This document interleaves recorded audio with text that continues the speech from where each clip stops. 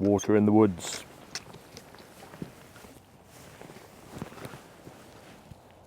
Welcome to Coffee in the Woods, the Q&A / summary or behind the scenes video where I'm going to answer all the questions that I've received and have a bit of a general chat about the project. It's been a 1-year project, drinking coffee in this woodland. The questions that I've received, I've done a search on question mark and received some questions on a couple of posts on YouTube. I've copied and pasted them all into my phone. They're in no particular order. I've already read through or scanned through the questions, so I know what's coming. I've even answered a couple of them in the YouTube comments already, or a few of them. But today I'm just going to have a general chat about it. Some of the questions are a little bit technical. Some of them are more content related. And I'm just going to talk freely and unedited. I like to do my talking bits unedited when I do them. The rare occasions that I do them. So we'll see how we go. I'll try and keep it fairly short and sweet, but who knows. What I will do is put the timestamps or chapters in the description, so you should be able to go through the questions and skip or jump around back and forth for whatever you're interested in. First question comes from R6Phil, who says, "Good stuff, Chris. Just want to go as usual. Great film, mate." Yeah, he asked this just last month, and I just want to go, which was today, March.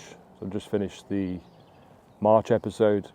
It's March 2024. That marks 1 full year. I started in April 2023. It didn't really start out as a 1-year project. It started out just as a single video, a single episode, drinking coffee in the woods. It wasn't even called Coffee in the Woods. It was April 2023. April in the Midlands of England is a great time to be out in the woods, and it's alive with bluebells and birdsong.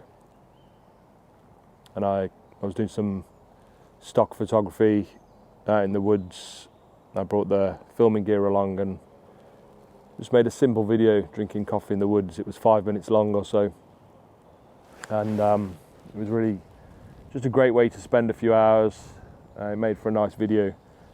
It wasn't called Coffee in the Woods. I think I called it Can You Hear the Bluebells? It's 5 minutes, no talking, just bird song. It was a great video. I thought it was a great video. So great that I came back in May and did it again. This time, just a month later, bluebell's still there, but also wild garlic just flooding the woods with that scent and aroma and wet, boggy ground. This woods is on the northern side of a big hill, the Clent Hills. Gets a lot of drain off, and being on the northern side, not much sun, so the ground's really boggy, as you would have seen in the series. Definitely Welly's territory, but it's good for wild garlic. So in May, it's full of it. I filmed that second episode and thought, this is bloody good. I could do a whole year of it. And renamed the videos Coffee in the Woods, and the rest is history. 12 months later, 12 episodes, 1 year of drinking coffee in the woods. Must be mad. But yeah, Phil, last episode for now. I'm not going to carry on. There's not going to be another April. Although I'll definitely be back here in the bluebells and wild garlic. But that's it, 12 episodes for now. Next question, Grant Horner. Chris, let me just say that your videos are on point. The sound is amazing. But are you using a sound recorder, or is it captured by the NTG shotgun mic that you said previously that you use? Great video, keep up the great work. I'm not using a sound recorder. I record with the mic that you just said. This is the Rode NTG. I think it's called the Rode Video Mic NTG. And I record with that directly into the Sony camera that I'm filming this on. I'm using a little DJI mic for this bit. This is much better. So the Rode NTG has some filters, so you can put a low and a high pass filter on. I quite often use a high pass, and then it has adjustable levels. So I don't use an external recorder as asked. I record to the Sony, and I record at really the minimum level. The Sony has a setting to record from 0 to about 25, I think. I record at 1, so as low as possible. I record really quietly to minimise the amplification that the Sony's doing, and to rely on the Rode a little bit more. So it's really quiet in camera, and then I use this level to boost it up. I think the Rode's better at doing that, and it keeps the noise floor down. The sound comes out pretty quiet, and then I boost it in post. But it works really well. So all the episodes have been audio recorded with that, the Rode NTG. It's a great mic. It's about 200 quid, I think. Next question. Craig Pitts asks, what's your thought process when filming B-roll for these long sequences? I don't really have a thought process for B-roll because I don't really have any B-roll. I think my videos are all B-roll. There's no A-roll in a way. The B-roll is the A-roll. So I don't really think too much about that. What I do try to do, if anything, is well, I was going to say tell a story and weave a story through the videos, but often it's led by just capturing nice looking scenes, and often nice looking scenes that I know I can sell on elsewhere. Sometimes and often my video isn't aimed at YouTube. It's a collection of scenes and shots that I think might be useful elsewhere, and then I kind of try and weave a story through to make something for YouTube as well. So if anything, it's shooting nice stuff, but trying to weave a story through, or always thinking about how am I going to weave a story through in post. It's great having beautiful scenes. Maybe there's a great wide scene with lovely bluebells in shallow focus, and I'm walking through in the background left to right, and then a few minutes later I find another great scene down by the stream where there's wild garlic in the foreground, and I'm walking through right to left or whatever.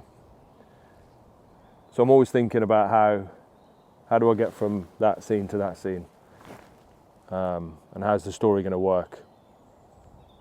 So if anything, that's my thought process. Just shooting nice stuff, but always thinking about how do I get from one thing to another thing. Quite often it's I stop and look up at the sky and cut to a shot of the tree canopy, or look down on the ground at a mushroom or whatever. If you've got this far, you would have seen what I'm talking about. So my thought process, I think, is my YouTube thought process is weaving a story and always thinking, how do I get to the next shot?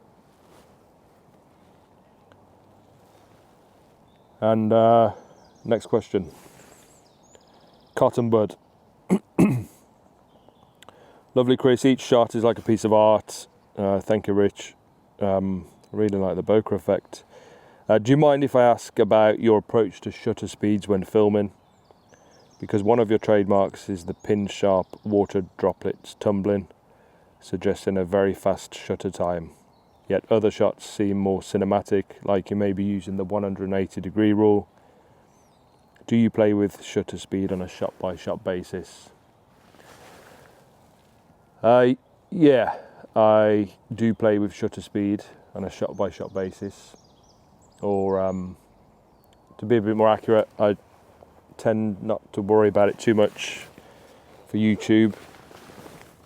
I was talking about pouring water, so I think I'll pour mine. Yeah, I don't worry about it too much. Quite often the series and a lot of my YouTube stuff, I like to shoot with this camera, full frame camera with big prime lenses with wide apertures. And when you're pouring water in a shot like this with a wide aperture and a fast shutter speed, you'll see the water droplets a bit more, which is what Rich is referring to. He asked about the 180-degree rule, which is when you set the right shutter speed for your format. In my case, I'm shooting at 25p, 25 frames per second. So I should have a shutter speed of 1/50th. What happens if you don't use an ND filter, which I'm not now, your shutter speed gets up to 1 or 2,000, and then you see every little drop of water on its way down. There's not a problem with that, it just tends to be bad practice for filming in general. It's not something I do professionally. Professionally, I'd always use the 180-degree rule and stick to it. It's something that's set into most professional cameras. But yeah, for YouTube stuff, I tend to play around with it and just let it go a little bit. My shots are all there's not much action. I'm not the fastest moving person, so I don't really need to worry too much about my shutter speed, so I let it roll a bit. Sometimes I do play around with it intentionally and break the rule on purpose. Maybe I'm using a drone for a big wide shot over a city at night, and rather than have the 1/50th shutter speed, I may even go the other way and let it creep down to 1/40th or 1/30th, knowing that I won't get too much blur because there's not much movement. And then the opposite way as well.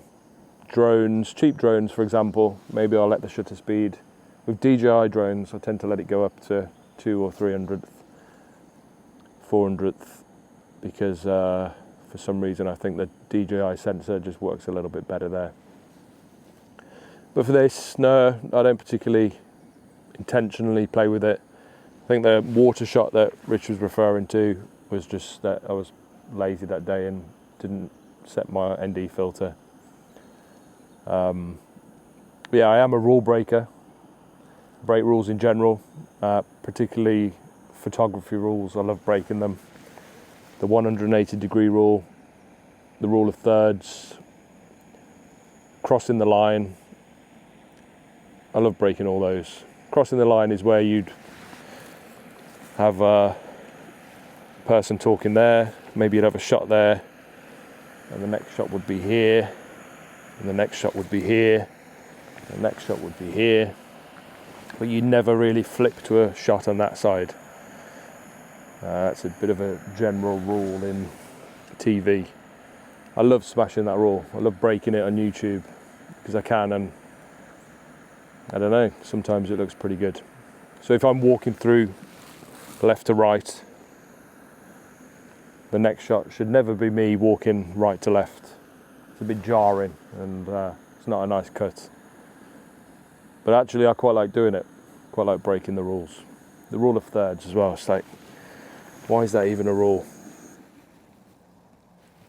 Break the rules, man. Break the rules, Rich.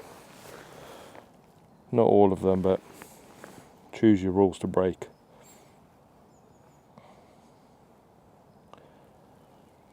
Next question is sorry if I'm butchering your name, Ignacio I'm not even going to do it. Ignacio, what's the hardest parts of filming these vids, and what kit have you used? I used the Sony A7 III and the Rode VideoMic NTG that we've already talked about. That's pretty much it. A selection of lenses, so I used the 20mm f1.8 that I'm filming with now. I used the 50mm 1.4 quite a lot. I've just used that today for the March episode. Big old prime lens. And then on occasion I've used the 85mm T1.5. It's a great lens. And then I think I used the 135mm lens as well for a couple of shots. So I kept it pretty simple. Always one camera, no gimbals, no drones.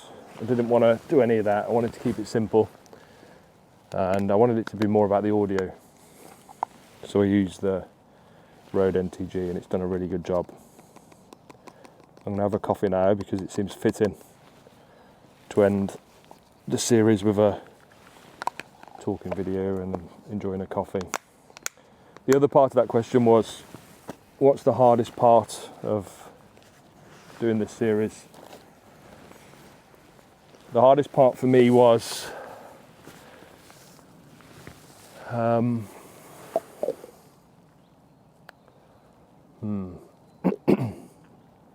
probably maintaining clean audio.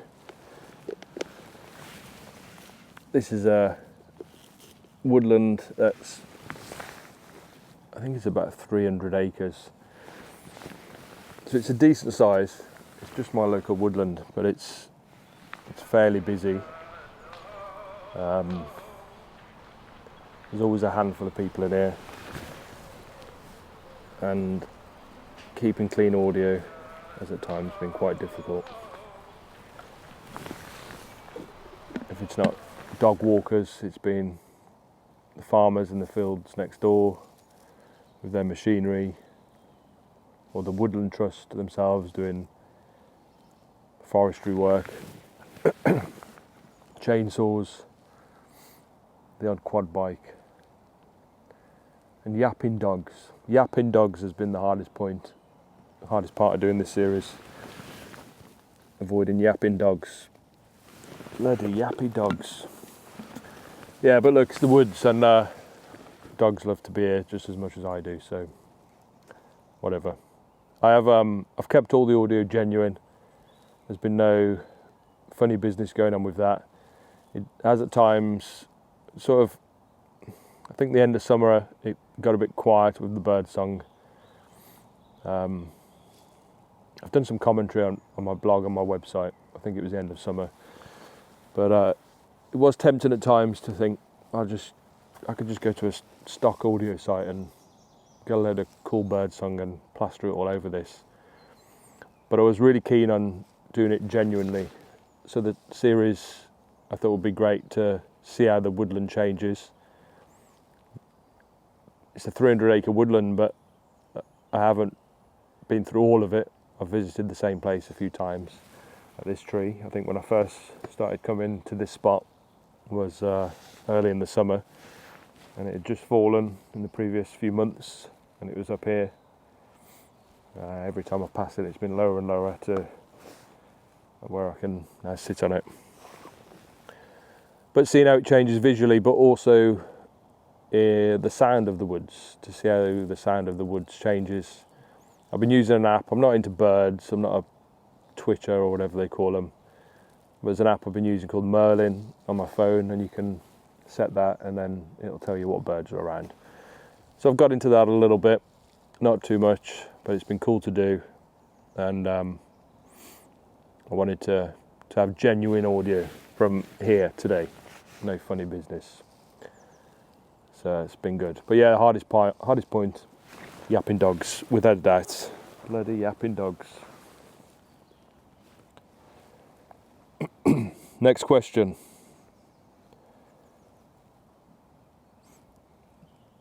Matthew, I work with Matthew, asks, what's been the highlight for you during this long series, and are you planning on doing something similar? I'm not planning on doing anything similar. It has been a grind at times. I committed to the year quite early on, and then a couple of the months felt like a bit of a grind. January felt like a bit of a grind. Bare trees, cloudy weather. I feel like we've had a few months of pure cloudy weather in England this past, well, since about November really. More cloudy than usual, I reckon. So it's felt like a bit of a grind. I'm not going to go straight into another 1 year project. And the highlights for me have probably been, it started out in April and May. That was probably my highlights. The bluebells and the wild garlic. Great time to be out in the woods.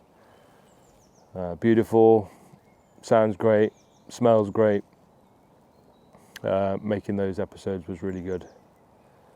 I also like to come up here with a couple of steaks and cook up steak and wild garlic. It's a really great thing to do as well. I've made a separate video on that if anyone's interested. Steak and wild garlic in the woods. Yeah, I've had some real highlights though. So you've got April and May. Summer was, nothing stands out for summer. There's a great deer encounter in, I think, the June episode, where I was sitting quietly for a good few hours and the deer came really close to me. And they were sort of sniffing the air, sniffing the coffee, I think. The deer, towards the end of last year, the Woodland Trust had a cull. They started a cull on the deer. Small woodland, 300 odd acres, and the deer were getting out of control. I think that's evident in some of my summer videos because they were really coming up close. I've got some great footage of a big stag approaching me at one point. And there was a few occasions where they even stamped their feet at you a little bit. So yeah, it's a bit of a shame, the cull. Yeah, I don't know how I feel about that. In October, I made an episode called Rutting Rhythms, where to avoid some forestry work that the Woodland Trust were doing, I came out at the cracker sparrows, sort of 5 or 6 a.m. And I thought it'd be a bit of a problem because I'm going to avoid the best of the light, but it actually turned out really good because we had some good deer sounds, those guttural grunts of the stags, and some deer barking. That was a great episode. So that's a bit of a highlight. The deer and the grunting in the rut. But also, highlights are littered through. We had September with the blackberries, big, plump blackberries. So this woodland's down in the dip, as we talked about, the northern side of the Clent Hills. The ground's wet and boggy, and that produces great wild garlic and also great blackberries. So in September I had my fill of those, and I took a load home for a crumble, I think. That was a really great thing to do. October was hawthorn berries.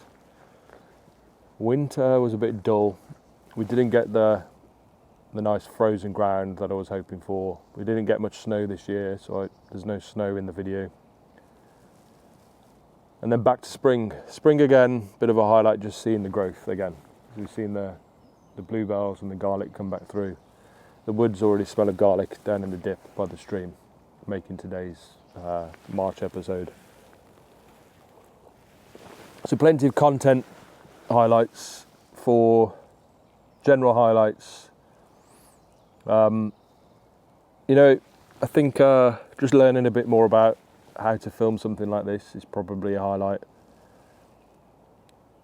I, like many of us, when out filming, you tend to go to an area and not rush around, but you're keen to capture stuff, and there's a temptation to just bang out shot after shot after shot. But with this series, I've tended to come to somewhere like this tree, get a brew on, and spend an hour or two capturing stuff in 25-metre radius area, which has been a bit of a learning curve. In that there's a lot more than you realise, whether it's an interesting mushroom that you've walked past, or this log hanging from the dying ivy on the tree over here. Stuff that maybe you'd walk past. Slugs going up a tree. I had some great slug shots. I didn't think that kind of thing existed. Great slug shots.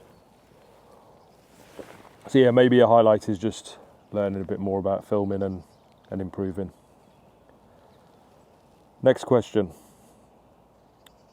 Jason asks, can't believe these have so few views. Some of the best outdoors cinematic content on YouTube. What software are you using to edit? Thank you, Jason. Appreciate it. I use Final Cut Pro to edit. All this general basic video is always Final Cut Pro on an iMac. It's really simple, it's easy. I've got some other programs that I'll use for anything a bit more advanced, for making time lapse or whatever, but this kind of stuff is all Final Cut Pro. You're surprised it has so few views. Yeah, I've been a little bit not surprised, to be honest, but it has had a lot fewer views than a lot of my other stuff. It's not unusual to get thousands of views on a hiking and wild camping video. 100,000 plus actually on a couple of them. And then this series has started out with the videos getting a few hundred views, and then towards the end of the series last month, just 100 or so. So there's a temptation to feel a little bit disappointed by it. He's surprised that they're getting so few views, and I'm not sure I am.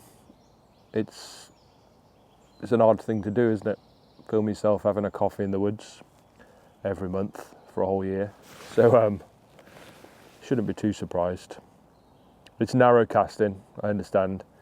It's 2024 and people fetching tons of views on YouTube are not making content like this. They're making quick, snappy, exciting content, well narrated, entertaining. They've got not all of them, but they've got the overexcited, over-caffeinated personalities of an American teenager. But with loads of jump cuts and edits, and it's exciting, and I'm just some middle-aged bloke filming himself drinking a coffee in the woods. So I know it's narrow casting, and it's silent, there's no talking, no narration. And when I do narrate it, it's like this, uncut, and not the most exciting thing to watch for YouTube's biggest audience, which is teenagers and 20-year-olds. So whatever, I'm narrow casting. But look, I've averaged a couple of hundred views per episode, and I think that's great. It's been a couple of hundred people who genuinely enjoy watching them. I know I bumped into plenty of woodland users from this woodland over the year. They've been watching them, and it's great to have it as a record, a snapshot of what Uffmore Woods is like over the course of a year. So yeah, it's been fine. Not many views, but whatever. Grey Wolf Fitness asks, how's the back for getting back? My video recording just cut out, hit the 30-minute mark. Grey Wolf Fitness asks, how's the back for getting back training again? This is Craig, Grey Wolf Fitness. I watch some of his strength training videos.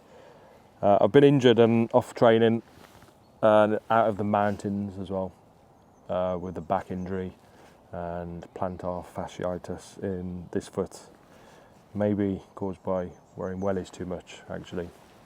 I'm not sure, but either way, rehabbing both those things and getting back to training and hopefully getting back to the mountains soon as well. So yeah, pretty good, thanks Craig. Next question is from the Nottingham Lass. Such a chill video. What mic do you use? Video mic NTG. Thomas Gold asks, lovely, where is this? This is Uffmore Woods. Uffmore Woods in Worcestershire. It's just my local woodland, and yeah, we're on the edge of Worcestershire, on the edge of the West Midlands. We're about 12 to 15 miles, I think, from Birmingham. The Marksman 9473 asks, he says, these films are great. Are they 24 or 30 frames per second? Neither. They're all 25 frames per second, 25p. I'm in the UK, and so I film everything in 25 or 50p. Or I. 25 or 50i. These are all in 25p. Neil Gerling asks, where's the deer shot this time? Lovely sounds of the birds singing away. Yeah, the deer shots, I think it was June, we had some really good ones. And then the sounds later in the year during the rut. But the Woodland Trust have had to cull the deer in this woodland, controversially, over the winter. So we saw loads.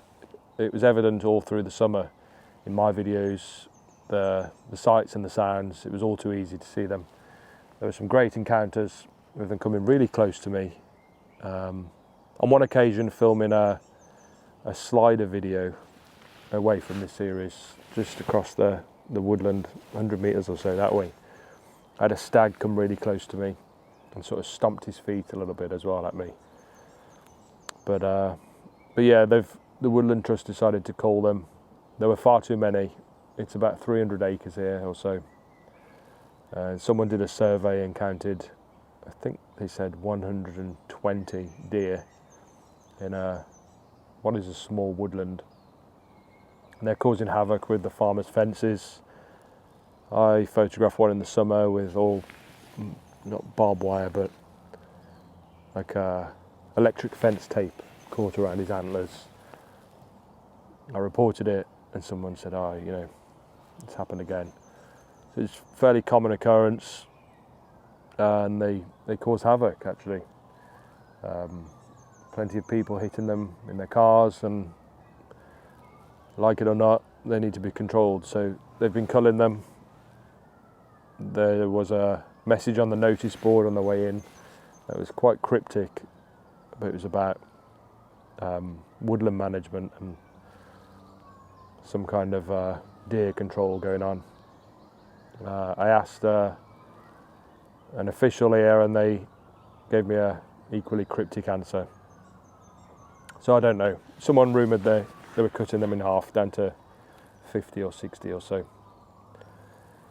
But yeah, so a little bit harder to shoot, and to be honest, I haven't gone looking for them. They come to me a few times, but it's great when they do. I like to see them, but I understand they need to be controlled for everyone else who's using the area, and I don't want my car smashed up by them either. The Y Explorer asks, wonderful, peaceful time there, Chris. Lots to observe in the flora and fauna. Jam at home, is it? Can't beat it. So Mark is referring to the September episode where I got all those blackberries. Yeah, I didn't make jam. I think the intention was to make a crumble. I filled my empty water bottle up with a load of them, but they didn't get much further than the front door, if I remember rightly. The kids got hold of them. and they were polished off pretty quickly. Last question is from James Hines Photo. Hey buddy, have you left Instagram? Been trying to find you and it's a blank page over there. Yeah, I left Instagram in the summer. I left all social media in the summer except for YouTube. I deleted Facebook and X and Instagram. I kept YouTube and my website. I kept LinkedIn, although I emptied it of all the content. So I just have YouTube and the website really, and yeah, I don't know, don't miss it. It's been nothing but positive, I think. I don't know. There have been a few negatives about it. I've lost contact with some good people. It's not that I don't know what's going on, but I miss quite a few things that other people get thrown at them on social media. Current event type stuff. I don't watch TV, don't have a TV license, haven't watched the news in a decade or so. And now that I've got rid of social media, I'm a little bit limited in what I see. So I read a bit, listen to a lot of podcasts, and I'm pretty selective about where I get my information. But yeah, I'm missing a lot of that current affairs stuff, which is not a bad thing. And I've lost contact with some good people. I've made an effort to make that work and get in contact with them again. And to be honest, I mean, how good are your contacts on social media anyway? You know, 10% worthwhile. I was getting so much crap and so many bots, and I had a nice shiny Instagram account with thousands of followers and a nice shiny blue verified check mark, but how useful was it really? With hindsight, not very. I just wasted far too much time on it. My screen time on the iPhone said I was using almost an hour a day on Instagram. So that's an hour a day I've got back. Yeah, people took the piss. See you in a week, see you in a month kind of thing.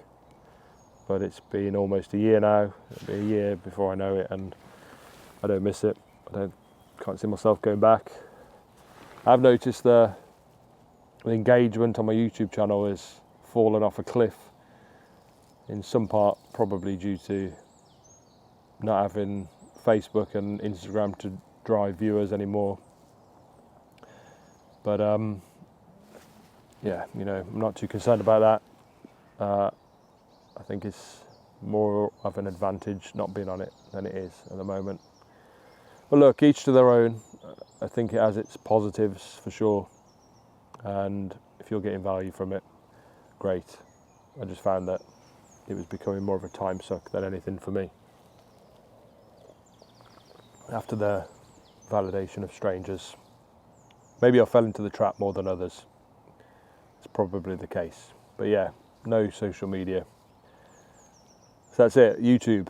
And I've spent the time doing stuff like this. Coffee at the Woods every month for a full year.